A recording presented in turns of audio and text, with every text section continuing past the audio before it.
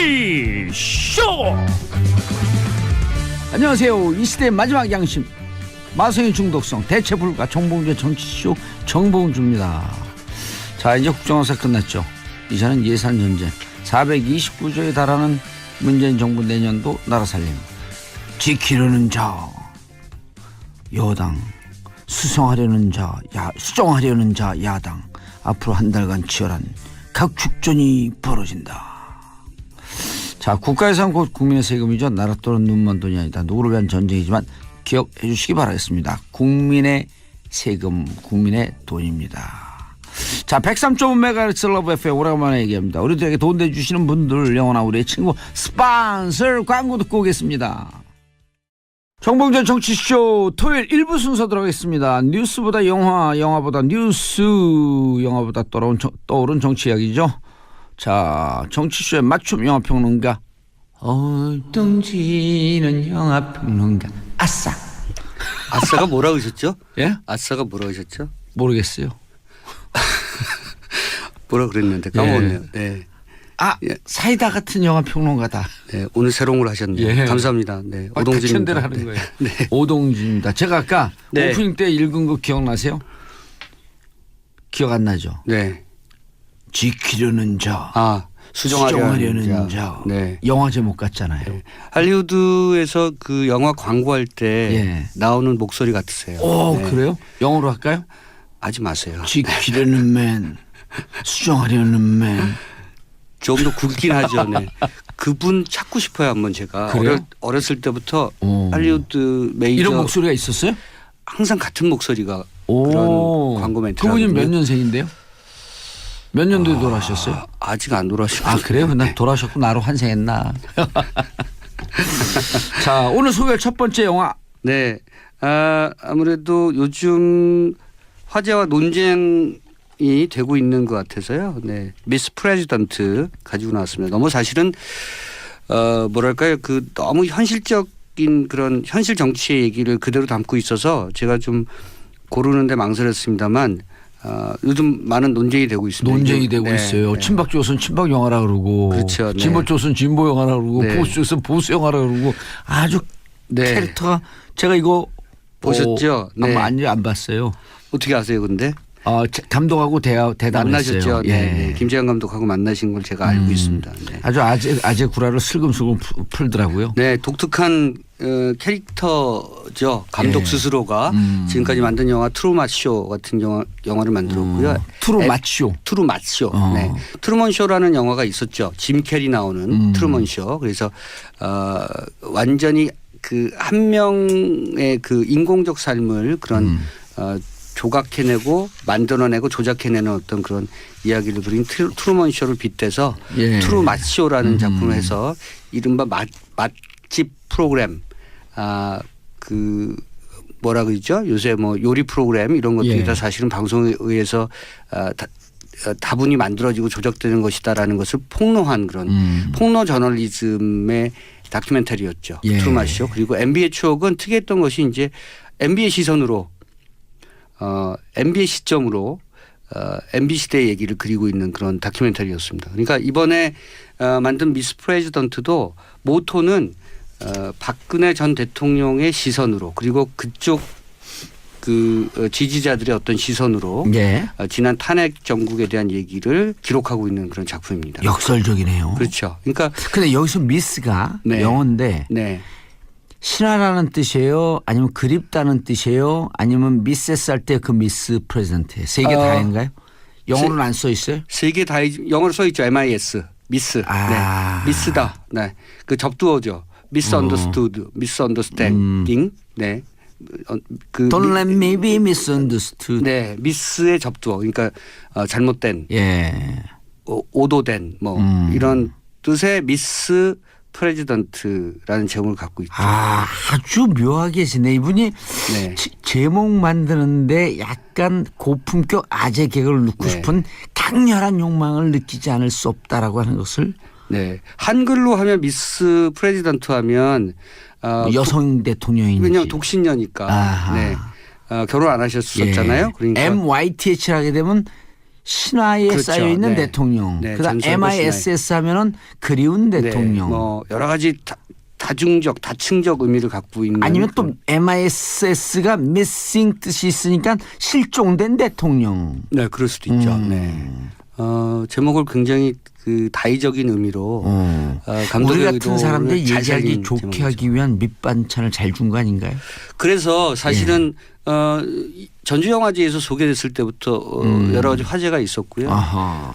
아무래도 전주영화제는 그 아시는 분은 아시겠습니다만 도발적인 영화, 진보적인 영화, 진취적인 영화를 많이 거는 그런 많이 상영하는 영화지여서 여기서 상영된 만큼 이 영화가 박근혜 전 대통령의 탄핵에 찬성하거나 주도했던 그런 지지 세력에 의해서 그 주도되는 또는 지지받는 그런 작품이라고 생각이 됐는데요. 막상 영화가 공개되고 나서는 양측의 논란이 오히려 점화됐었죠.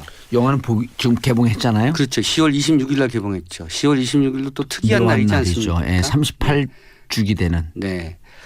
뭐 사람에 따라서는 뭐 꼭 주기라는 표현을 안 쓰기도 합니다만 어쨌든 그거는 우리 역사의 그 논쟁적인 그런 부분이니까. 그런데 제가 영화를 좀 지켜보면서 굉장히 특이하다는 것을 많이 발견했어요. 어떤 점에서요?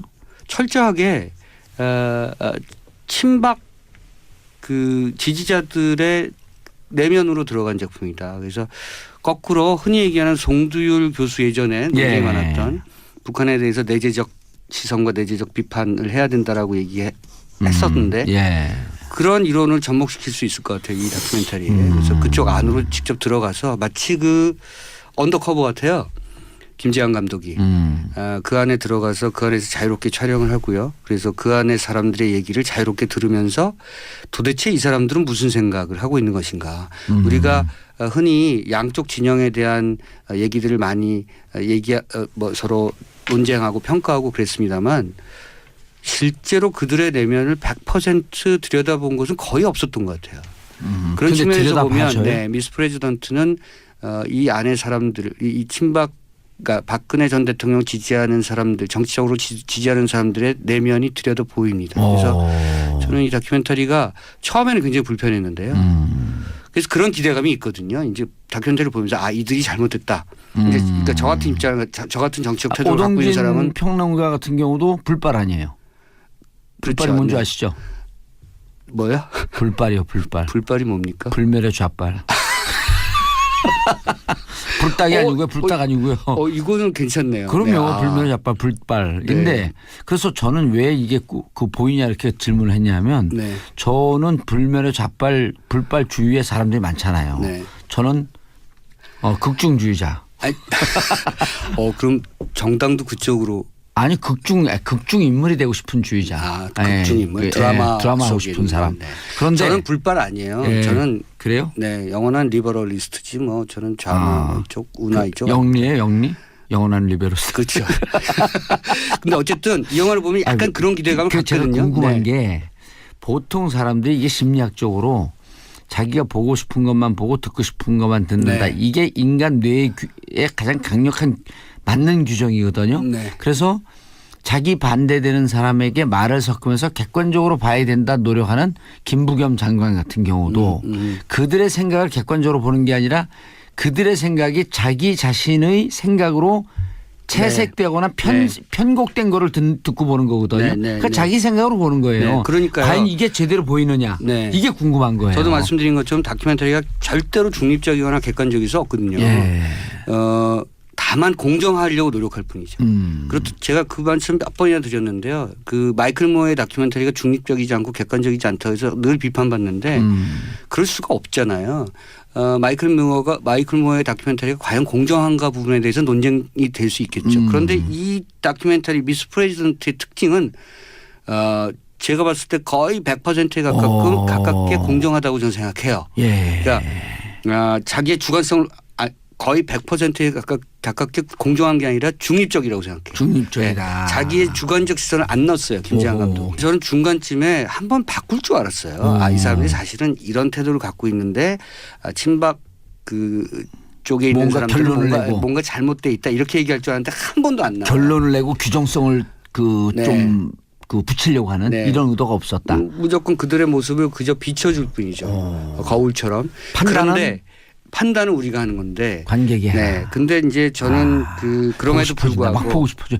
내가 평론하면서 이렇게 보고 싶어져 하는 경우가 네. 그럼에도 불구하고 늘 있었는데. 그 영화 속에서 이제 영화는 항상 구체적인 인물을 따라가니까 예. 그 한 노인의 얘기를 그 따라가거든요. 한 어르신의 얘기를 네. 따라간다. 예. 네. 그분이 어렸을 때부터 젊었을 때부터 박정희 장군, 박정희 전 대통령을 왜 지지했고 흠모했고 그리고 지금까지 늘 사랑하는지에 대해서 그 일상을 쫓아가요. 근데 저는 그 일상 중에서 러닝타임 한 1시간 가까이 됐을 때 매일 아침에 박정희 전 대통령의 그 영정 앞에서 절을 하는데 네. 레알. 매일. 오, 예. 이거 실화야? 싫어하죠. 네. 아. 그분 사당을 찾아다니고. 와. 그런데 그 국민교육헌장 기억하세요? 예. 네. 오대원자야 조선의 그게 아닌데? 그거는 저 독립. 네. 나는 대한민국 국민 자랑스러운 대한민국 국민으로 태어났죠. 저거. 민족중흥에 이바지하고 예. 어쩌고저쩌고. 네. 이바지하고 뭐 이런, 저바지하고. 네. 그거를 달달 외워요. 오호. 그 아침에 그 제가 독립선언 외우듯이 네. 오대원자야 조선의 독립군이면 네. 선언한과 동시에. 박정희 전 예. 대통령의 초상화 영정 앞에서 절을 하면서 그거를 처음부터 끝까지 외우는데 저는 사실 그 대목을 보면서 이 영화의 역설이 그대로 드러났다고 생각했어요. 그러니까 그게 감동스러운 사람도 있겠지만 뭐랄까 저 같은 경우는 좀 모골이 송연해졌어요. 국민교육헌장이 몇 년도에 나왔는지 혹시 아세요? 68년도?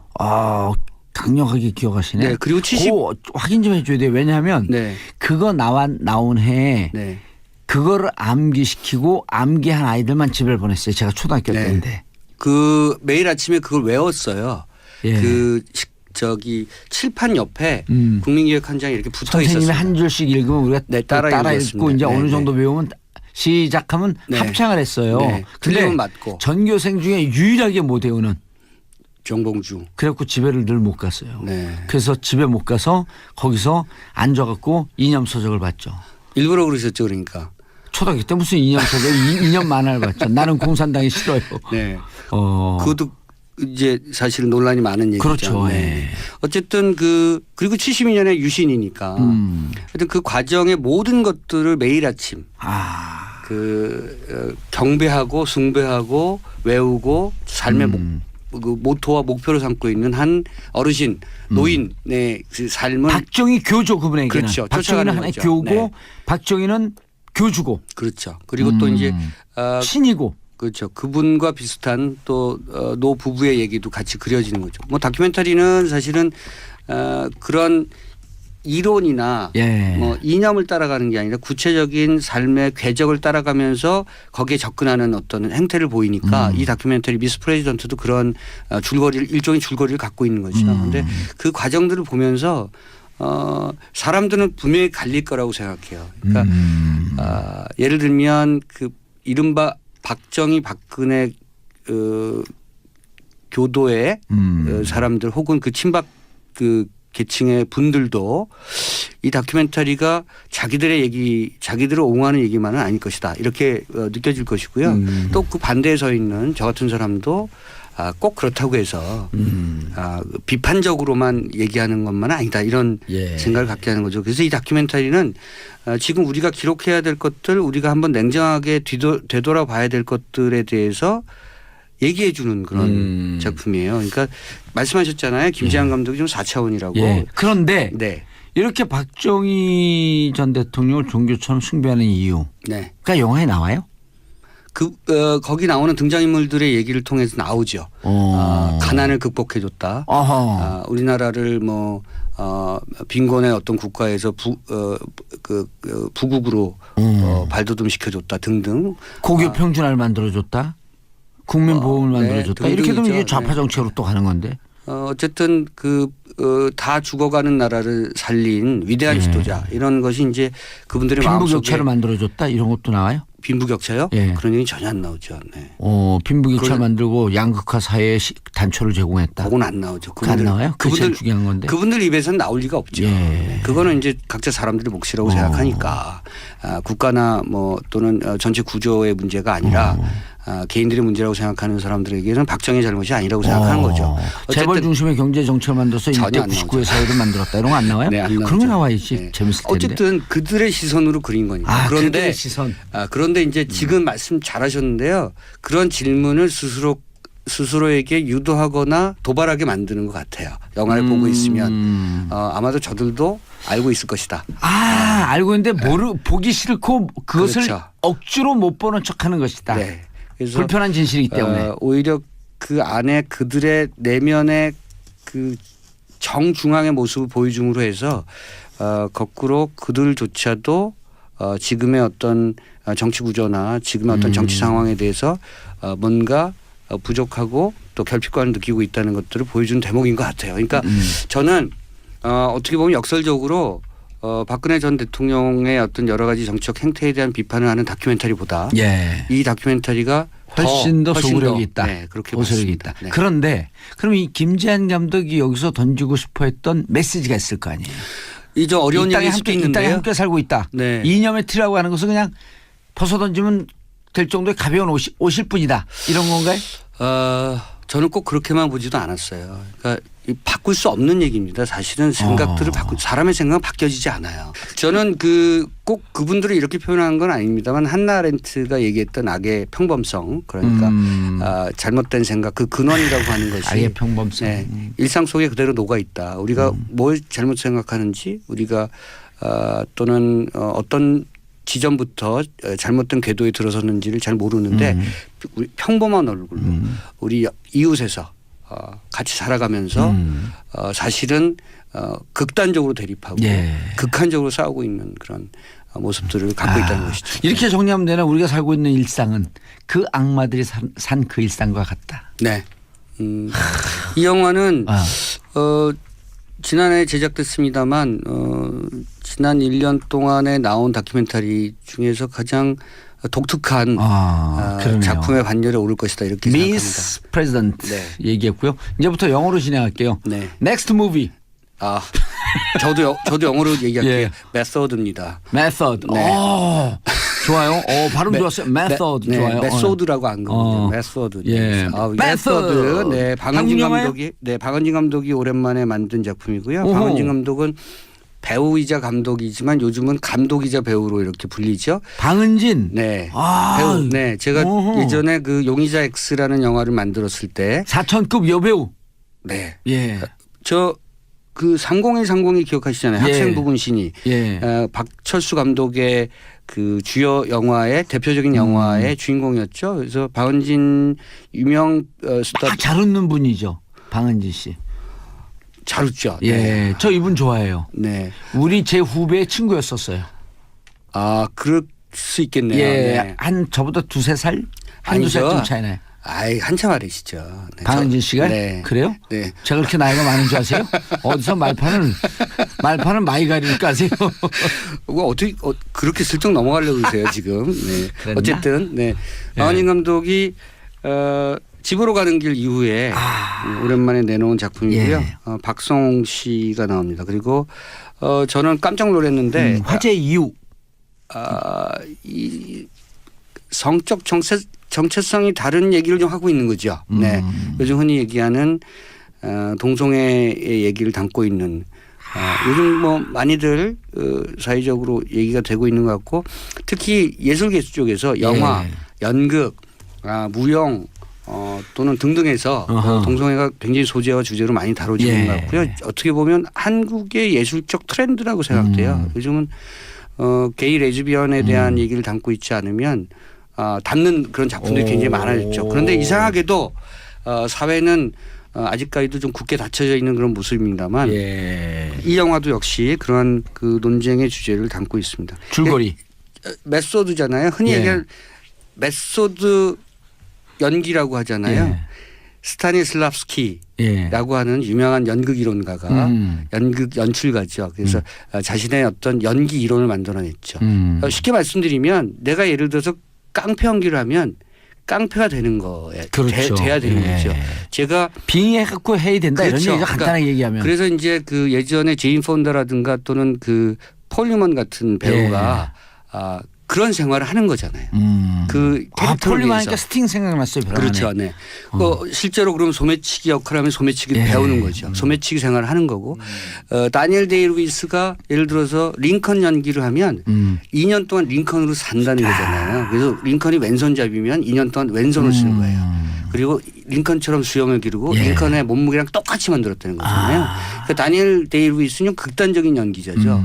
그래서 이제 그 감독에게 스필버그에게도 2년 기다려 달라 뭐 이런 거죠. 제가 이거 언젠가 한번 말씀드렸는데 그게 메소드 연기입니다. 그러니까 이 영화는 어떤 영화를 연극 무대의 얘기예요. 그런데 한 선배 연기자가 후배 연기자, 특히 아이돌 출신의 후배 연기자를 그 후배 연기자 같은 영화, 그러니까 같은 작품을 하는 과정에서 후배에게 메소드 연기를 가리키는 거죠. 근데 이제 이 연극이 동성애에 관한 얘기예요. 예. 그러니까 메소드 연기를 해야 되니까 네가 나한테 빠지는 정말로 사랑에 빠져야 된다라고 가리킬 거잖아요. 근데 하다 보니까 자기가 빠지는 거죠. 자기도 메소드 연기에 빠지거나 실제로 빠지는 거죠. 예. 그러니까 어느 것이 낚시를 들이우고 물고기를 잡으려고 하는데 자기가 물속으로 들어가는 그렇죠. 거예요. 물고기가 나를 잡는지 내가 예. 물고기를 잡는지.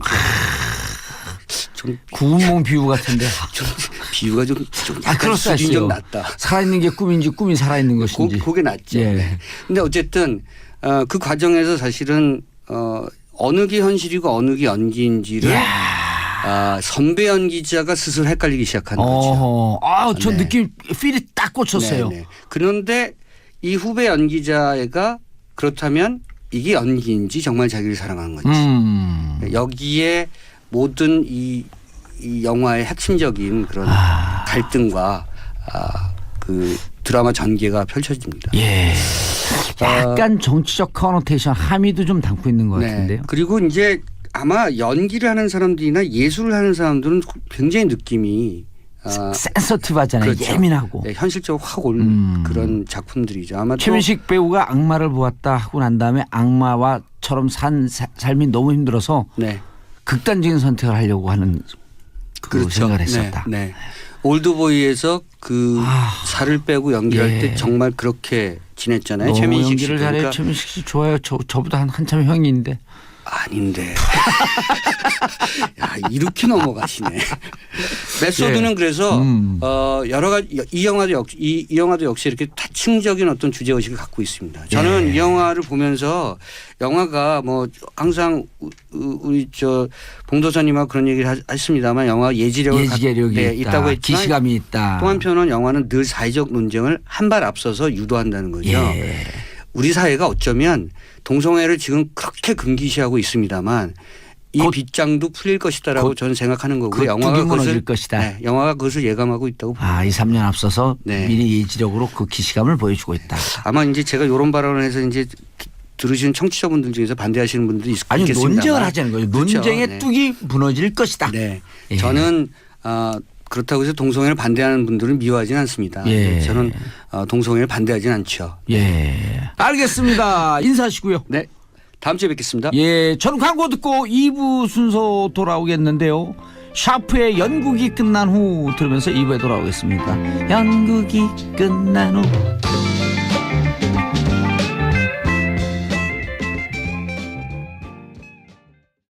정봉주의 정치쇼 토요일 2부 순서 들어가겠습니다. 자, 과학과 정치가 만나는 순간 강원도 양구에서 오지 않은 과학 전문 기자. 네, 강양구입니다. 예. 네. 그 재미없어요. 이제 강원도 양구에서. 양구에서 오지 않았습니다. 근데 네. 이렇게 하고 자꾸 기억이 남아야 돼. 네. 예. 오늘은 약간 발상의 전환을 하는 이야기를 해보려고 하는데요. 예. 어렸을 때 혹시 봉도사님 그 메뚜기 같은 거 구워 먹거나 튀겨 먹어본 적 있으세요? 그러면 어른이 돼서도 먹었죠. 메뚜기 구워 먹고 또 메뚜기가요. 네. 맥주 한 잔이 좋아요. 또 궁합이 맞을 것 같네요. 얼추. 맥주집 가면은 맥주 안주 중에 좋은 게 하나가 오징어하고 노가리 아니에요. 그렇죠. 예. 근데 노가리 딱딱하잖아. 네. 맥주집에서 메뚜기 튀겨갖고 나온 데들이 있었어요 옛날에. 제가 그래서 그 메뚜기 드셔본 적 있냐고 물어봤던 게 오늘은 식용곤충 얘기를 한번 해보려고 합니다. 태국 가보셨잖아요. 태국.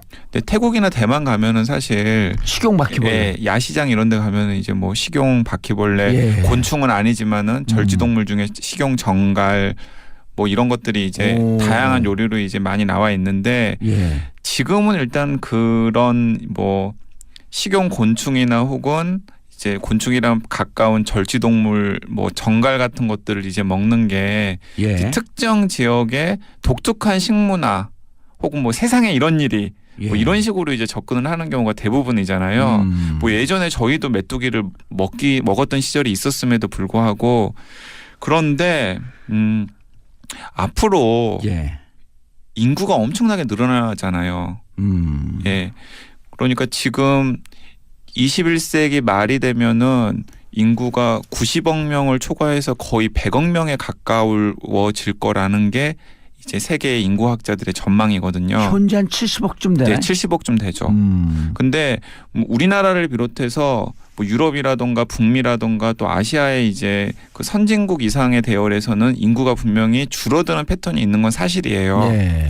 그런데 아프리카라던가 동남아시아라던가 예. 인도라던가 후진국. 네, 이런 후진국 인구 성장이 무서워요. 네, 이런 곳에서는 어쨌든 지금 인구가 계속해서 이제 늘어나고 있는 추세고 예. 설사 그 인구 증가의 추이가 꺾인다고 하더라도 이미 낳아놓은 사람들이 어쨌든 한 명 두 명씩은 더 나을 것 아니에요. 그런 자연 증가 사망률은 좀 또 떨어지고. 네, 떨어지고 자연 증가 추세를 염두에 둔다면은 이제 거의 한 21세기 후반 정도가 되면은 한 110억 명, 그러니까 90억 명에서 110억 명 사이 정도를 다들 예측을 하고 있습니다. 예. 근데 문제는 뭐냐면 21세기 후반이면 우리 안 살아 있겠죠? 그렇죠. 모르죠, 근데. 모르죠. 130, 40살까지 막 살고. 뭐 그런 전망도 있긴 있으니까요. 저는 뭐 내가 2000년생이가 몇 년생이지? 몇 년생이지? 예, 저는 그렇게 오래 사는 게 과연 행복한 일인지는 잘 모르겠습니다만은 예. 어쨌든 간에 그런데 사람들이 그렇게 늘어나면은 그 사람들을 먹여 살려야 될 것 아니에요. 아, 식량 부족 상태가 되면서 네. 식량 전쟁이 붙을 수 있겠다. 네네네. 오호. 먹여 살려야 되는데 네. 유엔을 비롯한 많은 식량 전문가들이 그런 점에서 미래의 인류가 의존해야 할 대표적인 식량 자원의 하나로 바로 곤충을 지목하고 있습니다. 곤충이요? 네. 식용곤충. 식용곤충. 그러니까 지금 저희가 예를 들면. 소나 닭이나 돼지를 길러서 단백질 섭취원으로 활용을 하잖아요. 예. 근데 어느 순간이 되면은 더 이상 소나 돼지나 닭을 길러서 사람의 단백질 섭취원으로 삼는 게 더 이상 유용하지 않은 시점이 올 거라는 게 많은 전문가들의 예측이에요. 유용하지 않다라고 하는 게 그거 먹는 게 도움이 안 된다는 거예요? 아니면 제한돼 있다는 제한돼 있다라는 제한돼 겁니다. 있다. 이제 그럴 수밖에 없는 게 지금 이 상황, 지금 이 시점도 좀 약간 어처구니 없는 상황인데 지금 전 세계에서 생산하는 식량의 한 40% 정도는 사람 몸으로 들어가는 게 아니라 소나 돼지 몸으로 들어가요.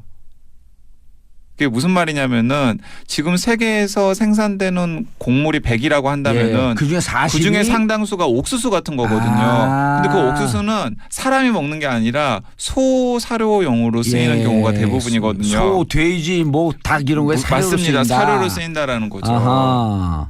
그런데 또 소는 네. 지구 환경 문제의 제1주범 아니에요. 맞습니다. 또 소는 또 어쨌든 소가 간에 싸는 똥. 키우는 과정에서 그리고 또 배설물 이런 데서 이제 메탄가스를 굉장히 많이 그거 우아하게 얘기하시면 배출을 하기 배설물. 때문에 똥 그러세요. 똥. 예. 소똥. 그 뭐 소똥에서 예. 나오는 메탄가스가 또 지구 온난화를 또 유발하는 굉장히 강력한 온실기체이기도 하기 때문에 자동차 배기가스보다 더 심각하다면서요, 그게. 그게 이제 두 가지 판단 기준이 있습니다. 예. 하나는 뭐냐면 우리 인간의 산업 활동으로 나오는 대표적인 온실기체인 이산화탄소 같은 경우에는 수명이 길어요. 그러니까 오랫동안 지구에 그거 온실 남아있어. 효과를 일으켜요. 예. 근데 이제 그 소가 배출하는 메탄 같은 경우에는 수명은 짧아요. 예. 예, 금세 이제 다른 기체로 파괴가 되는데 문제는 짧은 시간에 폭발적으로 온실 효과를 일으킬 수 있기 때문에 예. 둘 다 이제 문제가 되는 거죠. 근데 방금 이제 봉도사님께서 잘 지적을 하셨어요. 그러니까 지금 저희는 이제 단백질 섭취원으로 소나 돼지나 닭 같은 걸 먹는데 일단 소나 돼지나 닭 자체가 사람을 위해서 당연히 생산을 해야 될 식량의 한 40% 정도를 먹어치우고 있고 지금 이 순간에도 예. 거기에다가 또 그것들을 기르는 과정에서 온실 효과와 같은 지구 온난화를 촉진하는 굉장히 심각한 환경 오염의 원인을 제공을 하고 예. 또 다른 하나는 효율이 그다지 높지가 않아요. 그러니까 똑같은 걸 먹었을 때 예. 이제 단백질로 전환하는 효율이 있잖아요. 그렇죠. 그런 효율이 이제 그다지 높지가 예를 들어 않다는 겁니다. 소고기 그 100g 먹으면 그것이 단백질로 전환되는데 그렇게 높지 않다. 그러니까 소가 소고기 100g을 만드는 과정에서 엄청나게 많은 뭐 사료 같은 걸 먹을 것 아니에요. 예. 그러면 그 사료를 먹은 것에 비해서 이제 소 단백질을 생산하는 비중이 굉장히 낮다라는 겁니다. 그러니까 그게 100g을 만들기 위해서 뭐 수킬로를 먹는다든지. 맞습니다. 맞습니다. 그런데 그런 모든 면에서 봤을 때 곤충이 효율이 좋다. 효율이 좋다는 거예요. 그러니까 이제 제가 하나씩 이제 따져 보면은 먹을 만한 곤충 얘기해 주세요. 이게 점심시간 전이구나. 먹을 만한 거 해 주세요. 이상한 거 얘기하면 그 네, 먹을 밥맛 만한 떨어지니까. 곤충 얘기할게요. 예. 먹을 만한 곤충. 그 우리나라 농림축산식품부에서 이 먹을 만한 곤충을 몇 종을 이제 정해놨는데요. 메뚜기. 메뚜기 좋아요. 고소해요. 메뚜기. 맛있어. 그리고 번데기 많이 드시잖아요. 예. 번데기는 큰 혐오감이 없으시잖아요. 그러면 번데기 맛있죠. 네, 번데기 그 맛있잖아요. 맥주 안주. 네. 그 누에 번데기. 예, 번데기. 그리고 또 귀뚜라미, 귀뚜라미, 방앗개비 다 비슷비슷한. 뭐죠? 이게 그 꽌데. 예, 이런 것들은 현재까지는 우리나라 농림축산식품부가 사람에게 독성이 없다라고 인정한 곤충들이에요.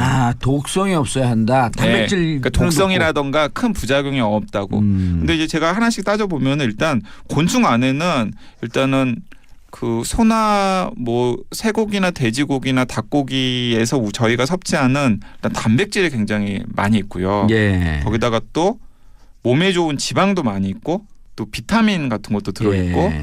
필수 미네랄 같은 것도 함유하고 있다고 합니다. 곤충에. 예를 들어서 우리나라 이제 농림축산식품부에서 먹어도 된다라고 이제 인증한 메뚜기 같은 경우에는 이 쇠고기, 살코기만큼의 단백질을 함유하고 있으면서도 지방은 더 적어서 오히려 훨씬 더 건강한 단백질 섭취원이라고 해요. 근데 배부르진 않잖아요. 메뚜기 먹고.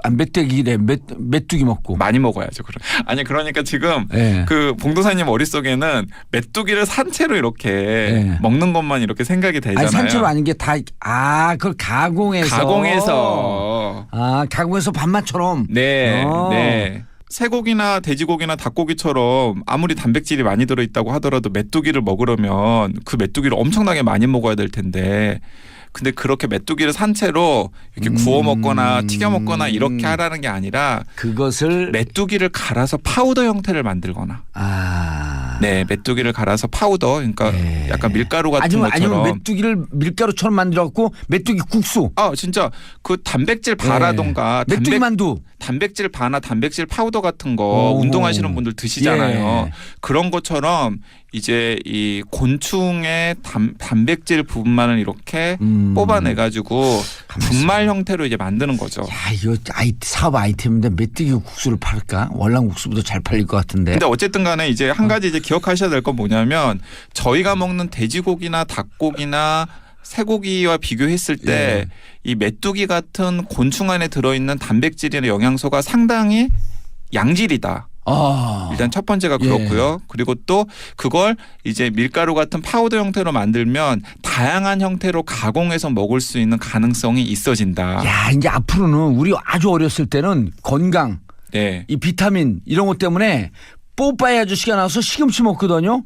시금치 먹고 이러면 막 알통 이렇게 나오는 게 그게 어렸을 때 이게 애니메이션인데 이제 앞으로는 메뚜기. 네. 애니메이션에 나올 수 있어요. 네. 그리고 이제 두 번째 메뚜기 국수집 딱 땡기는데. 그리고 두 번째는 이제 아까 제가 이제 그 오프닝에서 이제 말씀드렸던 거 이제 직접적인 연관이 있는 건데 어쨌든 간에 인구가 증가하면은 그 인구를 먹여 살릴 식량 자원이 분명히 필요한 거잖아요. 근데 아까도 강조했듯이 지금 저희가 섭취하는 방식으로는 한 거의 100억 명에 가까운 지구 인구를 먹여 살릴 수가 없단 말이죠. 근데 방금 말씀드렸듯이 곤충은 돼지고기나 닭고기나 쇠고기에 버금가는 단백질과 같은 영양소를 함유하고 있는 공급원이기 때문에 만약에 그 곤충을 식량 자원으로 쓴다면은 급격하게 늘어나는 지구 인구를 먹여 살릴 수 있는 가능성이 굉장히 높아지는 거죠. 근데 이제 거기서도 이제 되게 중요한 대목이 있는데 돼지고기나 소고기나 닭고기를 만들려면은 어쨌든 돼지나 소나 닭을 키워야 되잖아요. 예. 근데 돼지나 소나 닭을 키우는 데는 여러 가지 자원이 많이 드는데 그 자원 중에 가장 큰 자원이 바로 땅입니다. 예, 그렇죠. 땅이 있어야죠. 땅이 있어야죠. 그래서 근데 땅을 효율적으로 활용하기 위해서 닭 같은 걸 키울 때 이제 케이지에다가 넣어가지고 이제 키우는데 그러다 보니까는 또 여러 가지 문제들이 많이 나오잖아요. 최근에 그 살충제 계란 사건에서 확인할 수 있었듯이 그렇기 때문에 앞으로 닭이나 돼지나 소 같은 것들을 좀 이렇게 더 뭐 이렇게 인간적으로 윤리적으로 맞아요. 키우라는 목소리가 더 커지면은 예. 당연히 이제 거기에 들어가는 땅은 더 넓어져야 되겠죠. 근데 곤충은 일단 크기도 적을 뿐만 아니라 이게 협소한 공간에서 가둬둬서 키운다고 해도 크게 이렇게 불편해하지 않아요. 뭐 제가 곤충이 되어보지 않아서 잘 모르겠습니다만은 어쨌든 간에 곤충 생태를 연구하는 많은 과학자들의 연구 결과에 따르면은 그다지 크게 스트레스를 받아 하지 않는다는 거예요. 그렇기 때문에 소, 돼지, 닭보다 훨씬 더 좁은 공간에서 훨씬 더 효율적으로 메뚜기 같은 곤충을 키울 가능성도 생기는 거죠. 아니 가축 기르는 것보다 조금 더 위생적일 수 있겠네. 위생적일 수도 있죠. 아니 훨씬 더. 네. 제가 누가 얼마 전에 우리 후배가 식용 달팽이 사업을 하겠다. 네. 그래서 왜 그 생각을 했냐 그랬더니 식용 달팽이에서 나오는 무슨 달팽이 눈물인가 뭔가 그건 이제 그 액이 네네네. 그건 아주 화장품 만드는데 좋은 성분이래요. 저도 얼핏 들어본 적 있는 것 같습니다. 그리고 식용 달팽이가 골뱅이나 이런 것처럼 고급 음식으로 맛있고 그렇죠. 단백질도 높고. 네네. 그럼 내가 그래서 뭐 프랑스 같은 곳에서는 달팽이 요리가 굉장히 고급 요리잖아요. 그래서 근데 그 뭐 공간도 있고 그랬더니 아니 집안에다가 그 썩은 더미 그만 놓고 뿌려놓으면 그냥 저 혼자 자라요 그래요. 오. 그러니까 이제 닭, 돼지, 소 이런 거 키우는 것보다 덜 힘이 드는 거죠. 그러니까 이제 그 곤충도 이제 같은 맥락인 거죠. 아 달팽이를 키울까? 그리고 이제 세 번째로는 아까 제가 이제 똑같은 쇠고기 100g을 만드는데 들어가는 자원이 훨씬 더 많이 들어간다는 얘기를 했었잖아요. 근데 곤충을 염두에 두면은 그 들어가는 똑같은 양의 단백질을 만드는데 들어가는 자원의 양이 굉장히 적습니다. 예. 숫자를 몇 개 그냥 말씀을 드리면은 예를 들어서 같은 양의 귀뚜라미로 같은 양의 동물성 단백질을 생산하는데 소와 비교해 보면은 12분의 1. 돼지와 비교해 보면 2분의 1 정도의 사료만 든다고 그래요. 어허. 예. 아니 그러니까 썩은 그 더미만 놓으면 된다는 거예요. 네, 맞습니다. 그러니까 아까 얘기한 것처럼 그러니까 몸에도 그다지 나쁘지 않고 그리고 이 많은 사람들을 먹여 살릴 수도 있고 그리고 또 키우는데도 훨씬 더 자원도 덜 소비하고 훨씬 더 효율적이기 때문에 미래의 식량 자원으로 이 곤충을 활용하는 게 유력한 대안으로 떠오르고 있는 거죠. 달팽이는 곤충이에요, 뭐예요? 달팽이는 곤충은 아니죠. 그럼 뭐예요? 그러니까 곤충은 여기 이제 과학 상식인데 곤충은 머리, 가슴, 배. 머리가서. 머리, 가슴, 배에 다리는 6개. 네, 그게 곤충의 정의예요. 머리, 어깨, 발다리, 발다리. 네, 몸이 머리, 가슴, 배 세 부분으로 나뉘고 머리, 가슴, 배. 네, 그리고 다리가 6개. 머리, 가슴, 배요? 네, 머리, 가슴, 배. 다리가 6개. 다리가 6개. 그게 곤충의 다리가 정의입니다. 4개라서 곤충이 아니냐, 우린? 뭐 그렇죠. 그리고 거미도 다리가 6개이기 때문에 거미도 이제 다리가 많아요. 다리가 많기 때문에 많아요. 다리가 많기 때문에 8개이기 예. 때문에 곤충이 아니고요. 그다음에 이제 곤충형. 진해 같은 경우도 이제 저희는 이제 머릿속에 같은 카테고리로 생각들을 많이 하지만은 사실은 다른 거죠. 진해도요. 진해도 이거 뭐죠? 그 진해 양식하는 사람이 있거든요. 그렇죠. 진해도 이제 먹는 곳들이 있죠. 진해 양식하는 사람들도 돈 많이 벌어요. 자, 그러면 이제 시간이 거의 지네. 그러면 이제 지금 여기서 맛 이런 거 하나도 얘기 안 했는데. 맛. 예, 아까 이제 그 달팽이는 맛있어요. 메뚜기는 약간 노가리 비슷한 맛이라고 말씀을 하셨는데 벌 같은 경우는 어떤 맛이라고? 벌. 전 벌침을 맞는데. 벌. 벌도 곤충이에요? 네, 벌도 곤충이죠. 머리, 가슴, 배에 다리 6개. 벌은 견과류 맛이 난다고 합니다. 견과류. 그리고 개미는 약간 벌은 달대요. 그만 잡아야 돼요. 왜냐하면 벌이 그 아인슈타인 박사가 그랬잖아요. 네. 벌이 멸종되는 그 이후 일주일에 인류도 멸종. 그러니까 이제 꿀벌 같은 게 아니라 이제 만약에 벌을 식용으로 한다면은 이제 식용 벌들을 이제 따로 키우겠죠.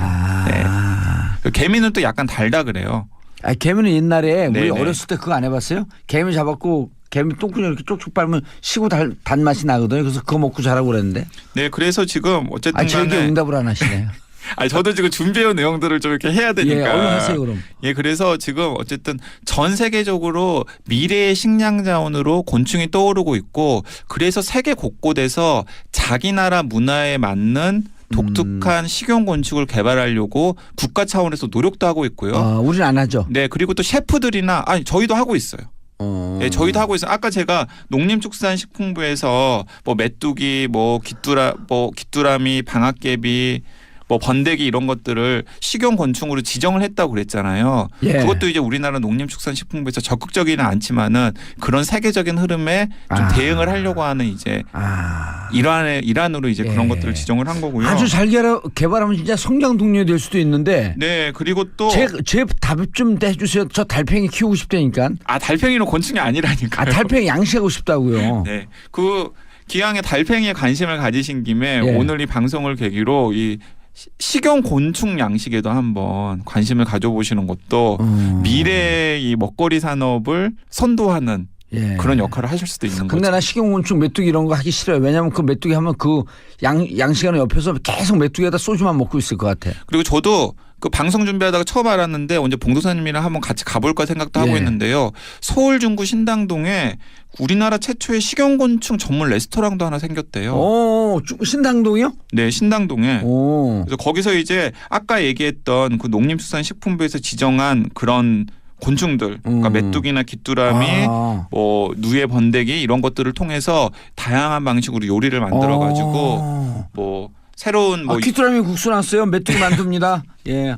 그다음에 네. 그 뭐죠 또 아까 뭐 있었어요? 아니, 그래서 번데기 파스타예요. 저도 가보지는 못했는데 한번 가서 도대체 곤충들을 어떤 어떻게? 식으로 조리를 하고 그리고 또 그렇게 조리된 곤충의 맛이 진짜로 어떤지를 한번 확인해보는 시간을 가져보려고 계획 중입니다. 달팽이 그 잘하는 식당 있으면 우리 여기 샵 1035로 제보해 주시기 바라겠습니다. 달팽이 가서 먹어보게. 네, 그리고 또 그 신당동에 있는 식용곤충 레스토랑 다녀오신 분들도 예. 혹시 맛을 보셨다면은 후기 남겨주시면 그렇죠. 샵 1035에 네네. 짧은 문자 50원 긴 문자 100원 해갖고 후기 좀 남겨주세요. 네, 우리 그런, 게시판에. 네, 그런 참고하도록 하겠습니다. 달팽이 먹고 왔어요. 아니면 그 메뚜기 먹고 왔어요. 번데기 먹고 왔어요. 귀뚜라미 먹고 왔어요. 귀뚤 이런 거 좀 남겨주세요. 그러니까 많은 분들이 점심시간 앞두고 막 징그러워하실 것 같은데 징그러워하시지 마시고 네. 전향적으로. 그러간에 네. 우리 강현구 기자님 머리가 메뚜기처럼 보이기 시작했어요.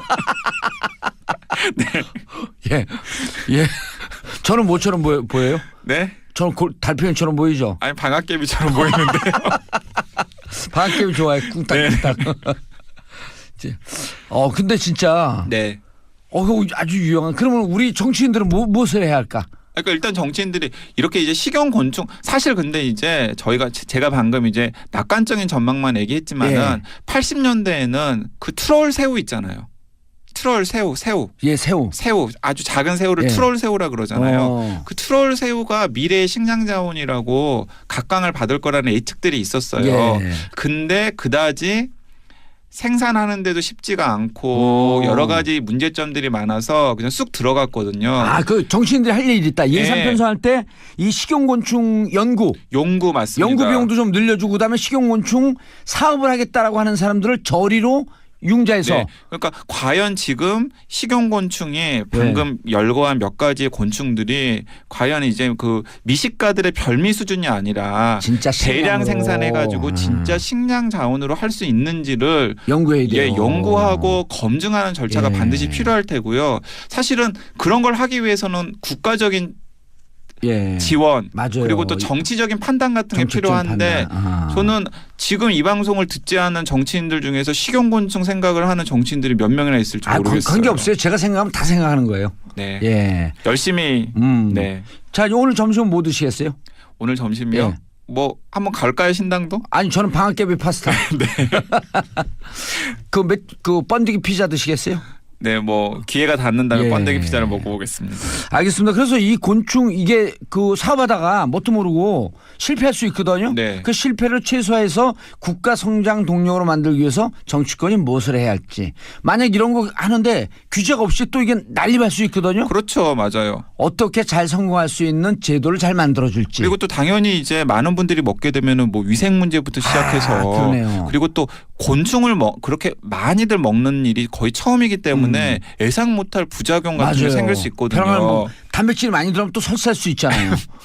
아니면 이제 곤충에 들어있는 뭐 균이라던가 바이러스라던가 예. 기생충이라던가 이런 것들이 또 예상 못한 예상 문제를 못한, 일으킬 예. 수도 있고요. 네. 달팽이도 이번 기회에 아예 곤충으로 우리가 분류하고 넣죠. 그래갖고 달팽이도 지원받을 수 있게. 그럴 수 없다니까요. 잠깐 마지막으로 곤충의 달팽이는 계량해갖고 다리 6개 만들고 자, 머리 가슴 배 만들면 되잖아요. 오늘의 과학상식 곤충의 정의 뭡니까? 머리 가슴 배가 있어야 되고 다리가 6개 있어야 한다. 맞습니다. 예. 네. 그리고 날개가 있든 없든 이것은 중요하지 않다. 중요하지 않습니다. 왜냐하면 벌도 곤충이다. 네. 중요한 거예요. 나는 곤충, 기는 곤충, 네. 잠수 곤충. 네. 물속에 네, 네, 없네 네. 곤충이? 물속에도 곤충이 있죠. 있을 수 있어요? 있을 수 있죠. 오, 네네. 머리 가슴 배가 있고 다리가 있고 네네. 불에 이런 등등은 별로 중요한 요소가 아니다. 네. 아하. 알겠습니다. 자, 곤충을 식량으로 쓴다. 네. 라고 하는 것을 정치권에서도 이제는 이해하기 시작해야 한다. 그 진짜 2050년, 2060년에 진짜 미래 인류의 식량이 곤충이 될지 그렇죠. 한번 지켜봐야 될 것 같습니다. 알겠습니다. 자, 강영구 기자님 오늘 곤충 점심 드시러 가시죠. 네, 알겠습니다. 예. 네, 강량구였습니다. 예, 즐거운 즐점 되시고요. 즐거운 주말 되시고요. 저는 월요일 날 다시 찾아뵙겠습니다. 월요일 10시 5분입니다. 평화를 사랑하는 대한민국 국민 여러분 감사합니다. 땡큐 피스 코리아.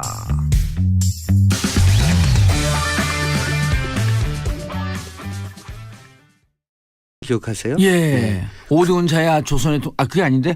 그거는 저 독립.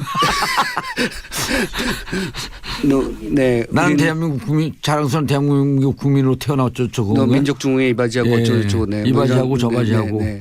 그거를 달달 외워요. 오호. 그 아침에 그 제가 독립선언 외우듯이 네. 오대훈 자야 조선의 독립군임을 네. 선언한과 동시에. 박정희 전 예. 대통령의 초상화 영정 앞에서 절을 하면서 그거를 처음부터 끝까지 외우는데 저는 사실 그 대목을 보면서 이 영화의 역설이 그대로 드러났다고 생각했어요. 그러니까 그게 감동스러운 사람도 있겠지만 뭐랄까 저 같은 경우는 좀 모골이 송연해졌어요. 국민교육헌장이 몇 년도에 나왔는지 혹시 아세요? 68년도? 강력하게 기억하시네. 네. 그리고 70. 그거 확인 좀 해줘야 돼요. 왜냐하면 네. 그거 나온 해에 네. 그거를 암기시키고 암기한 아이들만 집에 보냈어요. 제가 초등학교 네. 때인데. 그 매일 아침에 그걸 외웠어요. 예. 그 칠판 옆에 국민교육헌장이 이렇게 붙어 있었어요. 선생님이 한 줄씩 읽으면 우리가 네, 따라 읽고 읽었습니다. 이제 네, 어느 정도 네. 외우면 시작하면 네. 합창을 했어요. 네. 근데 틀리면 맞고. 전교생 중에 유일하게 못 외우는. 정봉주. 그래갖고 집에를 늘 못 갔어요. 네. 그래서 집에 못 가서 거기서 앉아갖고 이념 서적을 봤죠. 일부러 그러셨죠, 그러니까. 초등학교 때 무슨 이념 서적, 이념 만화를 봤죠. 나는 공산당이 싫어요. 네. 그것도 이제 사실은 논란이 많은 얘기죠. 그렇죠. 네. 예. 어쨌든 그리고 72년에 유신이니까 하여튼 그 과정의 모든 것들을 매일 아침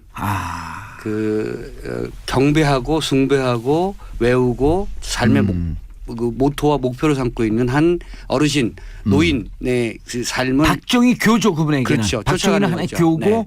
박정희는 교주고 그렇죠. 그리고 또 이제 신이고. 그렇죠. 그분과 비슷한 또 노 부부의 얘기도 같이 그려지는 거죠. 뭐 다큐멘터리는 사실은 그런 이론이나 예. 뭐 이념을 따라가는 게 아니라 구체적인 삶의 궤적을 따라가면서 거기에 접근하는 어떤 행태를 보이니까 이 다큐멘터리 미스 프레지던트도 그런 일종의 줄거리를 갖고 있는 거죠. 그런데 그 과정들을 보면서 사람들은 분명히 갈릴 거라고 생각해요. 그러니까 예를 들면 그 이른바 박정희 박근혜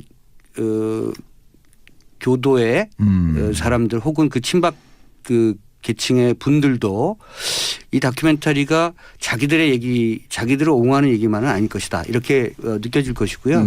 또 그 반대에 서 있는 저 같은 사람도 꼭 그렇다고 해서 비판적으로만 얘기하는 것만 아니다 이런 예. 생각을 갖게 하는 거죠. 그래서 이 다큐멘터리는 지금 우리가 기록해야 될 것들 우리가 한번 냉정하게 되돌아봐야 될 것들에 대해서 얘기해 주는 그런 작품이에요. 그러니까 말씀하셨잖아요. 김재한 감독이 좀 4차원이라고. 예. 그런데 네. 이렇게 박정희 전 대통령을 종교처럼 숭배하는 이유가 네. 영화에 나와요? 거기 나오는 등장인물들의 얘기를 통해서 나오죠. 가난을 극복해 줬다. 우리나라를 뭐 빈곤의 어떤 국가에서 부국으로 발돋움 시켜줬다 등등. 고교 평준화를 만들어줬다. 국민보험을 만들어줬다. 네, 이렇게 되면 등등이죠. 이게 좌파 정책으로 또 가는 건데. 어쨌든 다 죽어가는 나라를 살린 위대한 지도자 이런 것이 이제 그분들의 마음속에 빈부격차를 만들어줬다 이런 것도 나와요? 빈부격차요? 예. 그런 얘기 전혀 안.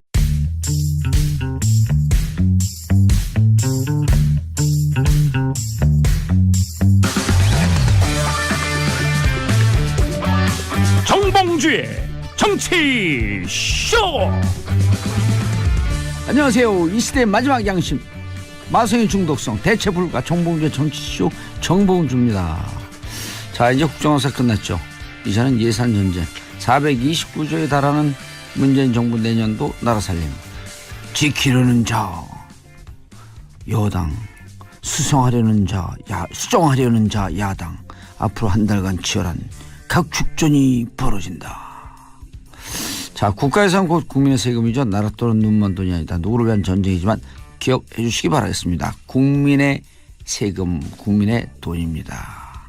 자, 103.5MHz 러브 FM 오래간만에 얘기합니다. 우리들에게 돈 대주시는 분들 영원한 우리의 친구 스폰서 광고 듣고 오겠습니다.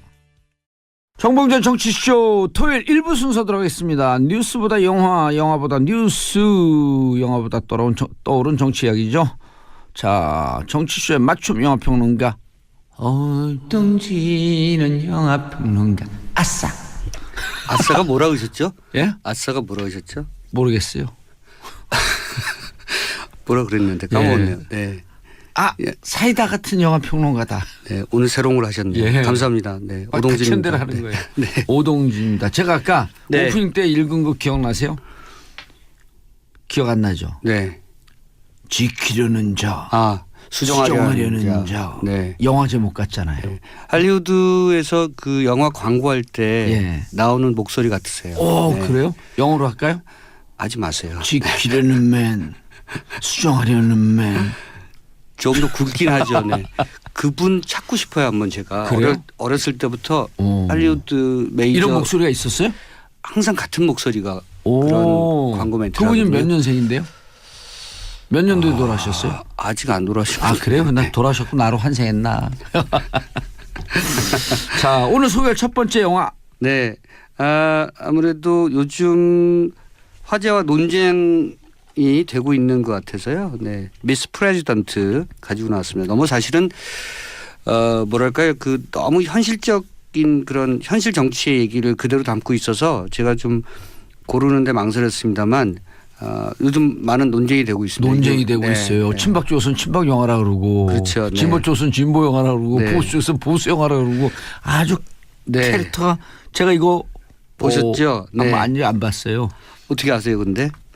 감독하고 대담을 만나셨죠. 했어요. 네. 네. 김재환 감독하고 만나신 걸 제가 알고 있습니다. 네. 아주 아재 구라를 슬금슬금 풀더라고요. 네, 독특한 캐릭터죠. 감독 스스로가 지금까지 만든 영화 트루먼 쇼 같은 영화를 만들었고요. 트루먼 쇼. 트루먼 쇼. 네. 트루먼 쇼라는 영화가 있었죠. 짐 캐리 나오는 트루먼 쇼. 그래서 완전히 한 명의 인공적 삶을 그런 조각해내고 만들어내고 조작해내는 어떤 그런 이야기를 그린 트루먼 쇼를 빗대서 트루먼 쇼라는 작품을 해서 이른바 맛집 프로그램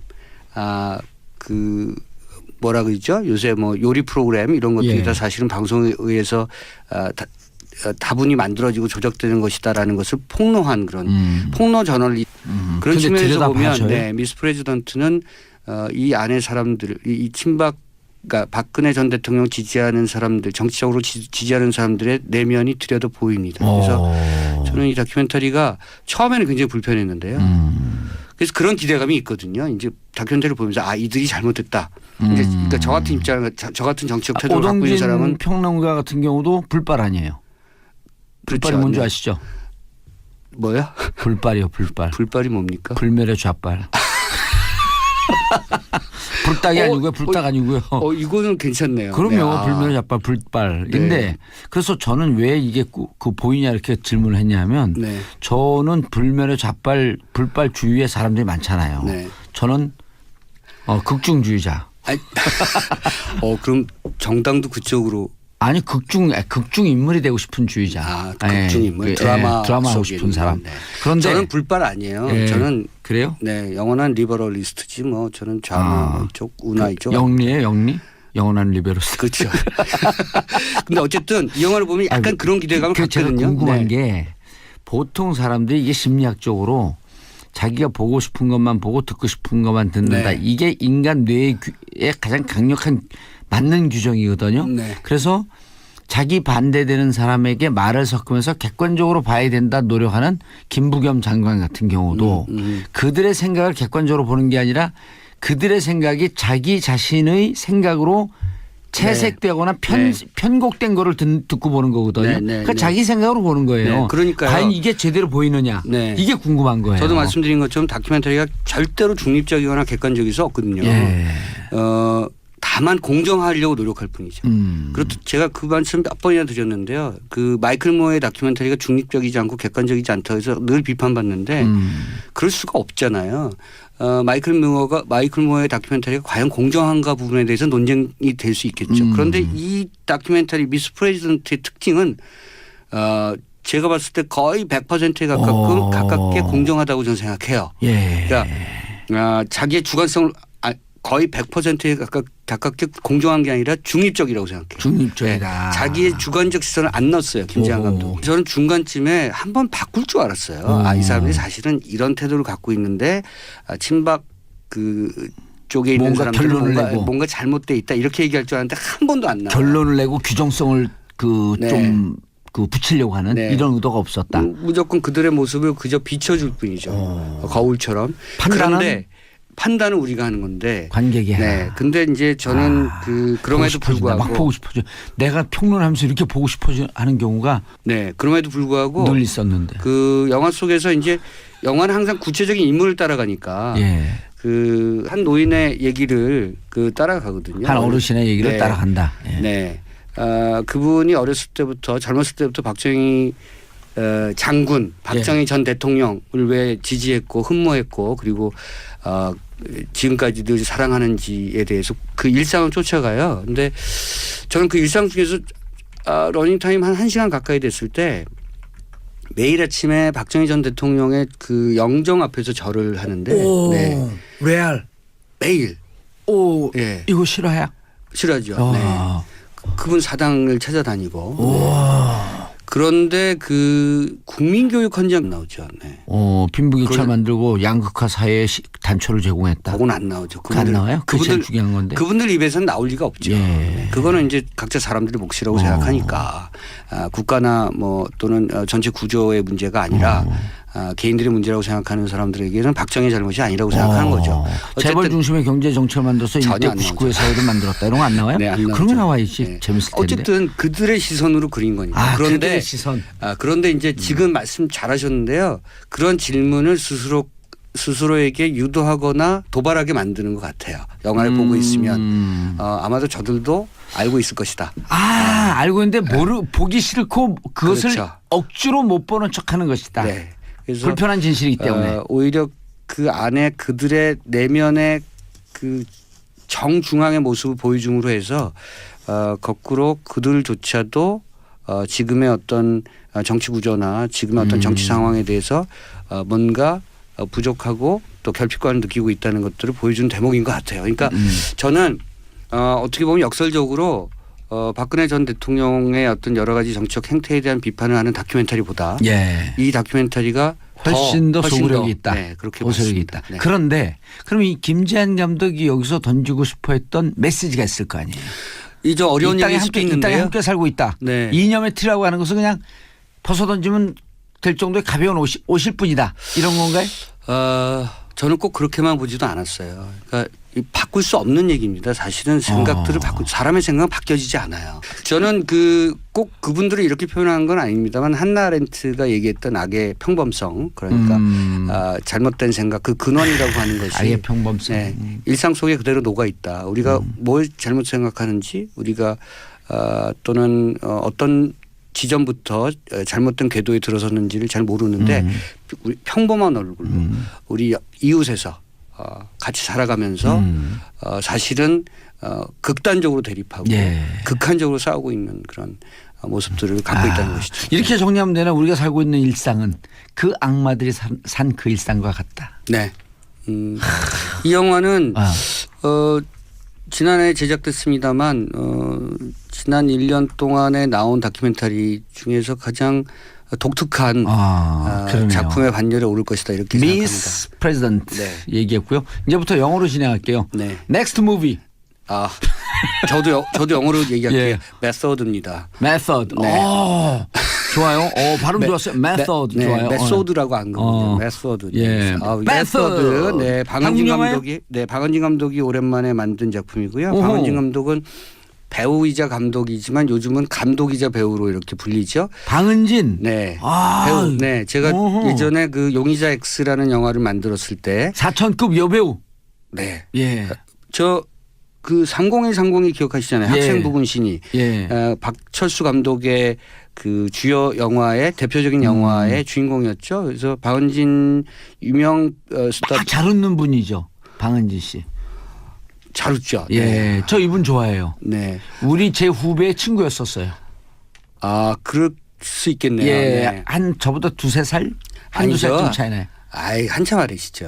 네. 방은진 씨가? 네. 그래요? 네. 제가 그렇게 나이가 많은 줄 아세요? 어디서 말판을 많이 가리니까 아세요? 어떻게 그렇게 슬쩍 넘어가려고 그러세요 지금. 네. 지금의 다큐멘터리였죠. 예. 트루먼 쇼. 그리고 MB의 추억은 특이했던 것이 이제 MB의 시선으로 MB의 시점으로 MB 시대의 얘기를 그리고 있는 그런 다큐멘터리였습니다. 그러니까 이번에 만든 미스 프레지던트도 모토는 박근혜 전 대통령의 시선으로 그리고 그쪽 그 지지자들의 어떤 시선으로 예. 지난 탄핵 정국에 대한 얘기를 기록하고 있는 그런 작품입니다. 역설적이네요. 그렇죠. 그러니까 근데 여기서 미스가 네. 영어인데 네. 신화라는 뜻이에요? 아니면 그립다는 뜻이에요? 아니면 미세스 할 때 그 미스 프레젠트예요? 세 개 다인가요? 영어로는 안 써 있어요? 세 개 다 영어로 써 있죠. MIS. 미스. 네. 미스다. 네. 그 접두어죠. misunderstood, misunderstanding. 네. Don't let me be misunderstood. 네. 미스의 접두어. 그러니까 잘못된 예. 오도된 뭐 이런 뜻의 미스 프레지던트라는 제목을 갖고 있죠. 아주 묘하게 지네. 이분이 네. 제목 만드는데 약간 고품격 아재 개그를 넣고 네. 싶은 강렬한 욕망을 느끼지 않을 수 없다라고 하는 것을 네. 한글로 하면 미스 프레지던트 하면 여성 대통령인지. 왜냐하면 독신녀니까. 네. 결혼 안 하셨었잖아요. 예. 그러니까 MYTH를 하게 되면 신화에 그렇죠. 쌓여 있는 네. 대통령. 네. 그다음 전설과 MISS 하면은 그리운 대통령. 네. 뭐 여러 가지 다중적, 다층적 의미를 갖고 있는. 아니면 또 MISS가 missing 뜻이 있으니까 실종된 대통령. 네, 그럴 수도 있죠. 네. 제목을 굉장히 그 다의적인 의미로 감독의 우리 같은 의도를 사람들 잘 얘기하기 살린 좋게 제목이죠. 하기 위한 밑반찬을 잘 준 거 아닌가요? 그래서 사실은 전주영화제에서 소개됐을 때부터 여러 가지 화제가 있었고요. 아무래도 전주영화제는 그 아시는 분은 아시겠습니다만 도발적인 영화, 진보적인 영화, 진취적인 영화를 많이 거는 그런 많이 상영하는 영화제여서 여기서 상영된 만큼 이 영화가 박근혜 전 대통령의 탄핵에 찬성하거나 주도했던 그런 지지 세력에 의해서 그 주도되는 또는 지지받는 그런 작품이라고 생각이 됐는데요. 막상 영화가 공개되고 나서는 양측의 논란이 오히려 점화됐었죠. 영화는 지금 개봉했잖아요. 그렇죠. 10월 26일 날 개봉했죠. 10월 26일도 또 특이한 날이지 않습니까? 예, 38주기 되는. 네. 뭐 사람에 따라서는 뭐 꼭 주기라는 표현을 안 쓰기도 합니다만 어쨌든 그거는 우리 역사의 그 논쟁적인 그런 부분이니까. 그런데 제가 영화를 좀 지켜보면서 굉장히 특이하다는 것을 많이 발견했어요. 어떤 점에서요? 철저하게 친박 그 지지자들의 내면으로 들어간 작품이다. 그래서 거꾸로 흔히 얘기하는 송두율 교수 예전에 논쟁이 많았던 북한에 대해서 내재적 시선과 내재적 비판을 해야 된다라고 얘기했었는데 그런 이론을 접목시킬 수 있을 것 같아요. 이 다큐멘터리에. 그래서 그쪽 안으로 직접 들어가서 마치 그 언더커버 같아요. 김재환 감독이. 그 안에 들어가서 그 안에서 자유롭게 촬영을 하고요. 그래서 그 안에 사람들의 얘기를 자유롭게 들으면서 도대체 이 사람들은 무슨 생각을 하고 있는 것인가. 우리가 흔히 양쪽 진영에 대한 얘기들을 많이 서로 논쟁하고 평가하고 그랬습니다만 실제로 그들의 내면을 100% 들여다본 것은 거의 없었던 것 같아요.